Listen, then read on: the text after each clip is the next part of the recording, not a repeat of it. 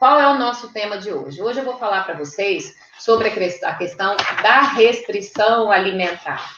Se somente é possível fazer, né, alcançar o emagrecimento, né, fazendo restrição, é isso que você acredita? Né? Realmente, não é preciso, e aliás, não se deve fazer restrição de carboidrato ou de doce ou de qualquer outro alimento para que você alcance o seu emagrecimento definitivo, descomplicado. Isso é uma coisa que eu falo sempre aqui, que eu sei que muitas vezes eu sou repetitiva e você é repetitiva, quantas vezes eu tiver que reforçar isso para vocês. O que acontece? O nosso organismo, ele tem uma série de mecanismos de defesa, ele tem um monte, e cada vez que ele se vê diante de uma ameaça, ele desperta um desses mecanismos, né? E são vários, não é só um. Então, o que acontece? Vamos imaginar que para você, o seu alimento que você considere vilão do seu emagrecimento, seja, por exemplo, o pão francês. Estou falando baseado em tudo que eu vejo, em tudo que eu escuto, em tudo que eu vivo todos os dias com as minhas alunas e no meu consultório. Geralmente, a pessoa que quer emagrecer, a primeira coisa que ela corta: doce, pão francês e arroz. Depois ela sai cortando mais um bocado de coisa, mas de primeiro momento é isso que corta. O que acontece com esse sistema de defesa do nosso organismo? O seu cérebro, ele é muito, muito inteligente. Muito inteligente. Então, quando ele percebe que você deixou de comer um alimento que fazia parte da sua vida, ele pensa o seguinte: opa, tem alguma coisa que está saindo do equilíbrio. Eu vou fazer com que ela volte a comer esse determinado alimento. E aí, o que acontece? Esse alimento que antes, para você, era um problema deste maniquinho, ou nem era um problema na sua vida, ele passa a ser. Sabe por quê? Tudo aquilo que a gente valoriza, tudo aquilo que a gente coloca muita atenção, aquilo cresce dentro da gente. Aquilo ganha uma proporção muito grande. Pode observar, gente, assim, olha, isso cabe em inúmeras áreas da nossa vida. Por exemplo, quando você, quando você quer cortar teu cabelo, aquilo nem passava pela sua cabeça, mas de repente você começa a pensar tanto naquilo, que de repente aquilo vira uma coisa na sua cabeça que você só sossega quando você corta, né? Eu, pelo menos, sou dessas, né? Então, eu muitas vezes estou querendo coisas e de repente eu fico com aquilo na minha cabeça, enquanto eu não faço, eu não sossego. Bom dia, Taninha! E aí, o que acontece? Então, tem uma parte lá do nosso cérebro, lá dentro, no fundo, que chama núcleo accumbens. Não se prendam nesse nome, não. Eu só quero que vocês entendam a função dele.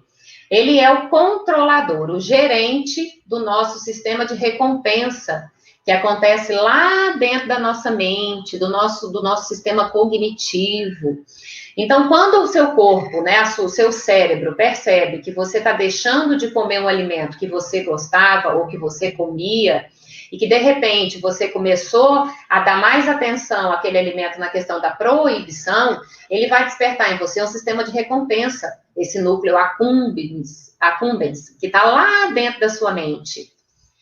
E aí, esse sistema vai fazer com que você deseje aquele alimento, muito mais do que o normal. É a mesma coisa, é a mesma lógica lá da juventude, de quando a gente queria namorar alguém e a mãe falava: não, ele não é para você, você não vai namorar com esse rapaz. E aí, o que a gente queria? Às vezes até você nem estava tão interessada nele, mas de repente ele vira o seu objeto de desejo. Por quê? Porque o nosso cérebro não lida com esse não.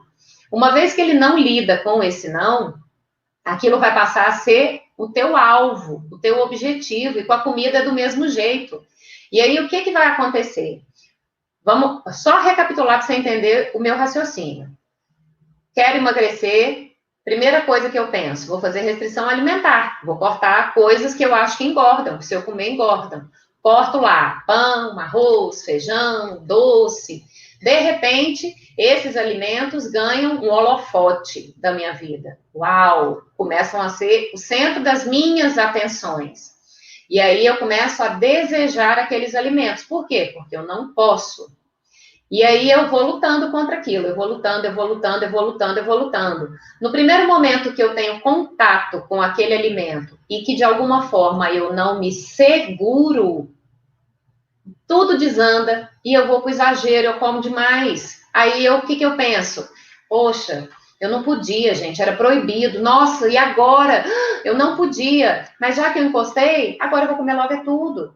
Então, ao invés, por exemplo, de você comer um pão sem culpa, comer com prazer, comer um único pão acompanhado lá de um ovinho, de um queijo que seja, e ficar feliz, e aquilo fazer parte da sua vida, e você alcançar o emagrecimento, aquele pão vira o vilão da sua vida, associado a outros alimentos que muita gente restringe.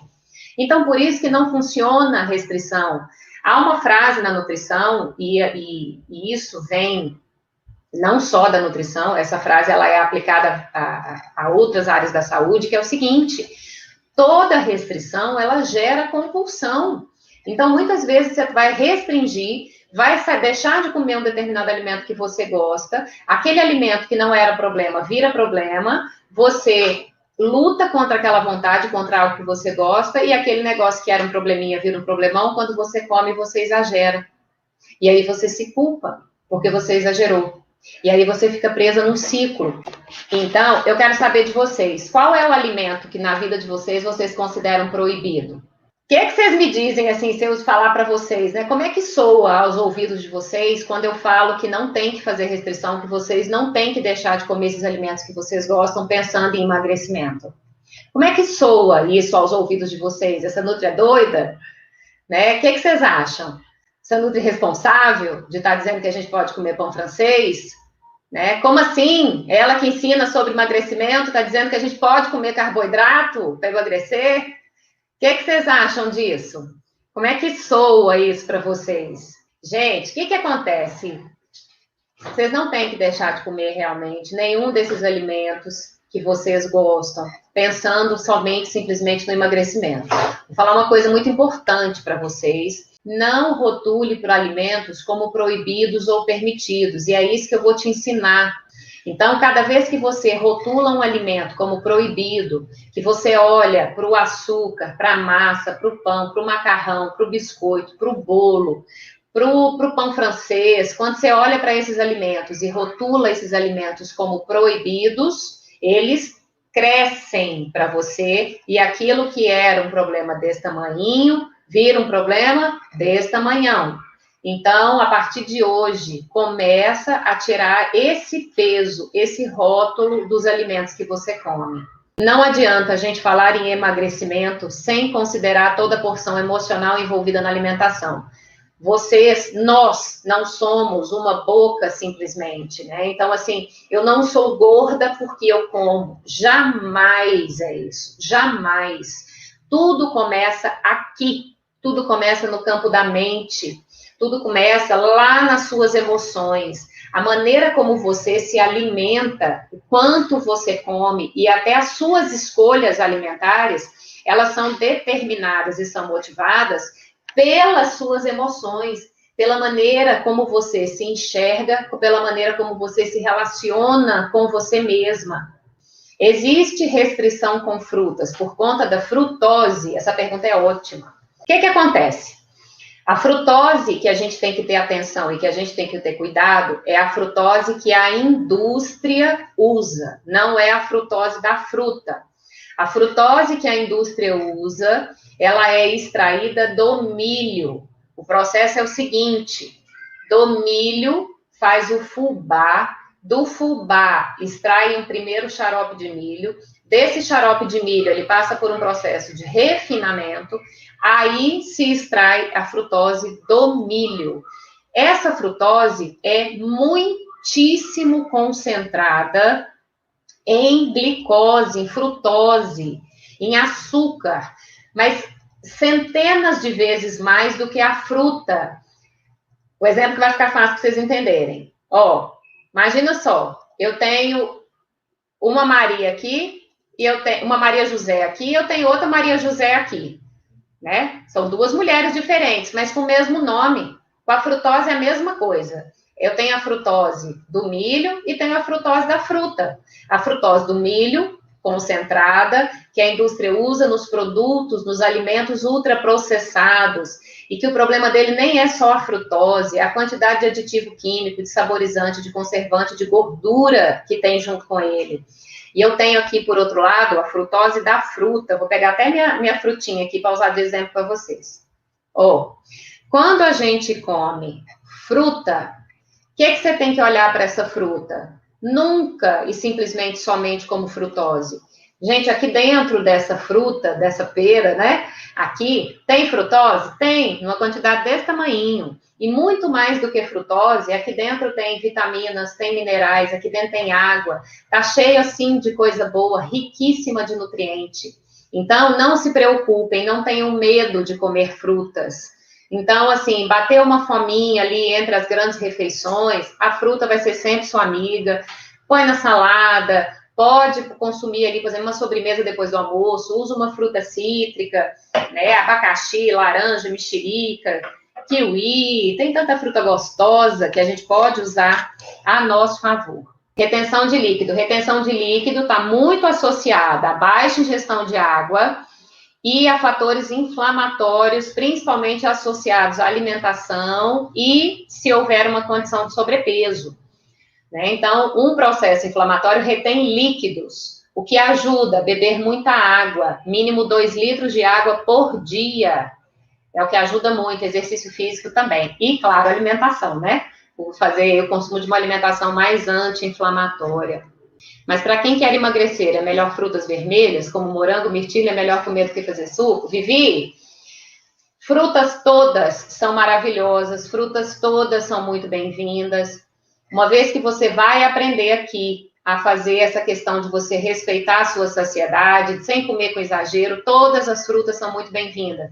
Não tem uma fruta, não tem um único alimento que seja melhor, no caso, na questão do emagrecimento. Esse alimento, se eu comer, vai me emagrecer mais, tá? Isso não acontece, não tem um único alimento que por si só seja capaz de te engordar ou de te emagrecer.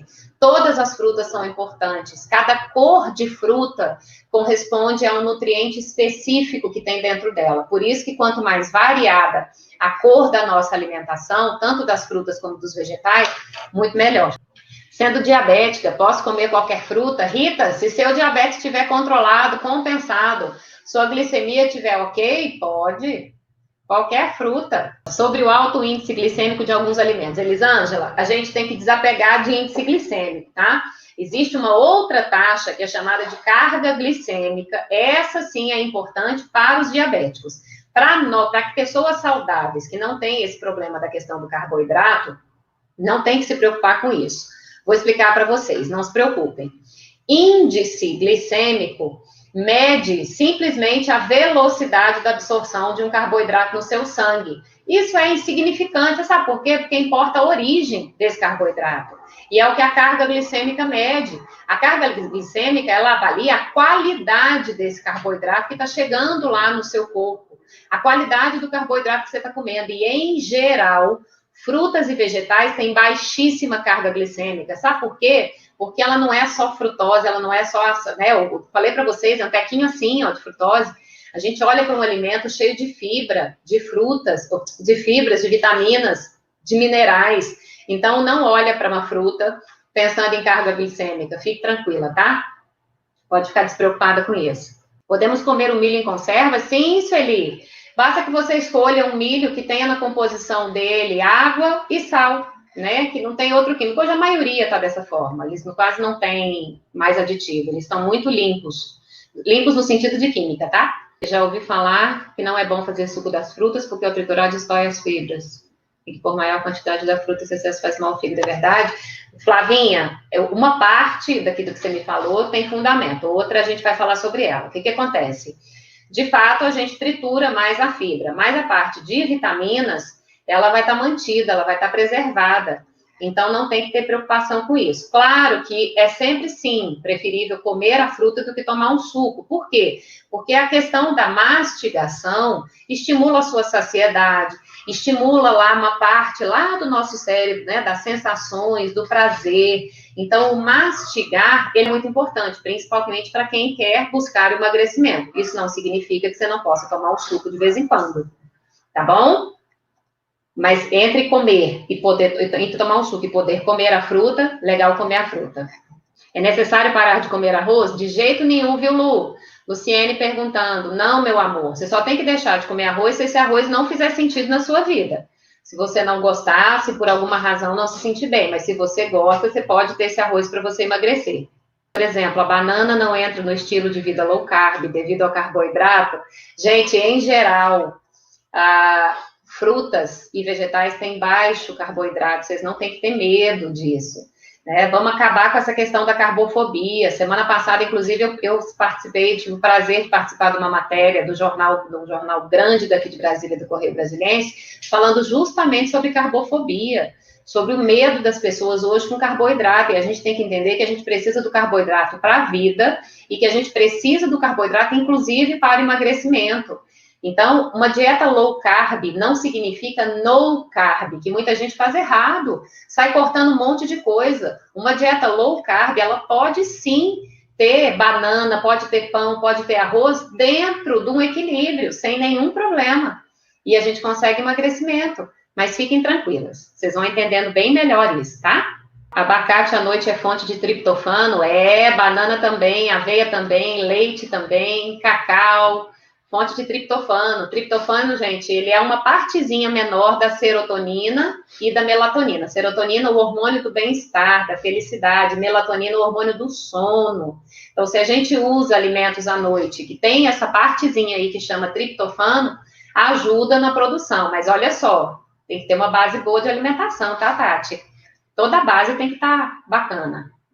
Maçã acalma também, o chá de casca de maçã relaxa. Tati, bom, e casca de maracujá. Chá de casca de maracujá é extraordinário para melhorar o sono, para modular sono. Trabalha lá na glândulazinha do nosso cérebro que produz o hormônio do sono, a melatonina. Que coisa boa é saber que tem coisas que podemos comer de tudo no controle. Pelo que nos é passado, a dieta low carb só poderia entrar legumes e verduras. Muita gente fala errado da low carb, rotula low carb, mas faz no carb, exclui um monte de coisa. Vocês vão ver, vocês vão ter oportunidade de conhecer muita gente que eu acompanho, as minhas alunas, minhas pacientes, vocês vão escutar muita coisa, vocês vão ver o quanto é possível viver uma vida plena, feliz e alcançar o emagrecimento e principalmente saber como manter esse emagrecimento. Né? Então, é para isso que eu estou aqui. Espero que vocês tenham gostado. Muito obrigada. Que nós tenhamos uma semana linda, abençoada, feliz. Um beijo para vocês. Obrigada, viu?